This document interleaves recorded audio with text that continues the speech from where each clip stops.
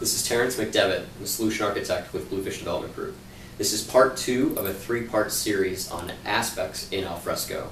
Today we're going to talk about defining an aspect in Alfresco, deploying that aspect out into the repository, and then validating to make sure that that deployment worked successfully. We're going to go ahead and look at some code now and get into the real details of how to do this. Okay, so we're going to go ahead and look at how one gets an Alfresco aspect defined and installed into a repository.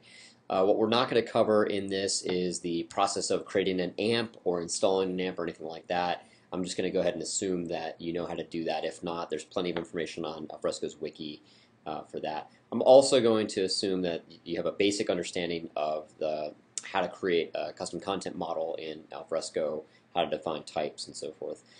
So what we're looking at here, the kind of the key component from the Alfresco repository side of things is first defining your model, and then defining the aspect within the model, and then also making sure that the model is bootstrapped appropriately when Alfresco starts up. We're also not going to cover the process for that, but essentially it's a matter of making sure that whatever model file you've got defined is loaded up at start time. So we're going to assume that that's all something that you know. If not, certainly please look at the Alfresco wiki for more information. Right now I've got a content model XML file up, and in it I've got a constraint for something called department right here, and then I've also got a corporate document type. So it's kind of a general type that we've got that we're going to be assigning to most of our documents in the repository. And there's only one property on it. It's called primary department. Now, if you saw part 1 of the video, we talked about wanting to be able to add an aspect so that we could have 2 properties, one for if a document has been signed, and then the other one for the actual execution date when that document was signed. Now, we're going to do that through an aspect. We could do it through other properties on document types, but since we want to be able to apply that aspect programmatically and to different document types, that's why we're going to create it as an aspect. So in the content model, you'll notice that there's an empty aspects element right here. And right now, in this content model, there are no aspects defined. Now, I've got an aspect already defined here that I just pasted in, and it's called signature details. So an aspect just has a name, it's got a title, it's got some properties to it, and in this case, we've got a property called is document signed, execution date, and then the types and so forth of those properties. There's also some labels in here. They should probably be externalized in the properties files.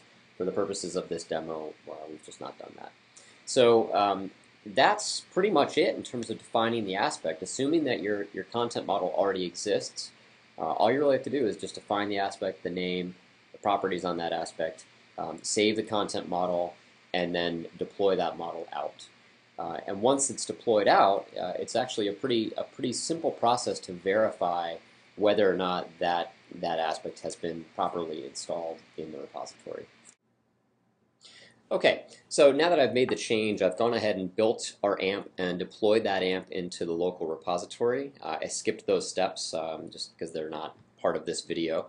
But if you want to, once you've installed your aspect and you want to verify that that aspect has actually been installed properly in the repository, one of the easiest ways to do that is by using the out-of-the-box API from Alfresco. And there's a whole bunch of API methods that you can invoke. One of them is something called classes, and it'll give you information about things that you've, types or aspects that you've defined in the repository. In here, if you look at the address that I'm at here, it's alfresco/server/API/classes/ and then the class name. And in our case, we called this BFG core :signature details. So BFG core is our namespace prefix, and signature details is the name of the aspect. In the URL, if you want to use this to verify your aspect, instead of using the colon, just use the underscore. So if I go here and refresh this, you'll notice that I've got details about the aspect. It talks about the properties, it talks about the aspect name, the types on those properties, etc. So that's it. That's all it takes to get an aspect installed into the repository. The next part of this video series is going to be talking about how we expose that aspect to the share user interface so that users can either manually add those aspects to nodes or set up rules, things like rules, to somewhat programmatically add those aspects. So a quick recap of what we went through today. We talked about the definition of an aspect in the content model in Alfresco, how we deploy that actually out to the repository, and then how we validate to make sure that that aspect was defined properly. This was part 2 of a 3-part series. The next part in the series is exposing the aspect into the Share UI, something that will allow users to be able to use the aspects that we just defined. If you want to watch more videos from Bluefish, remember to visit us at YouTube, Bluefish TX at YouTube. Thanks.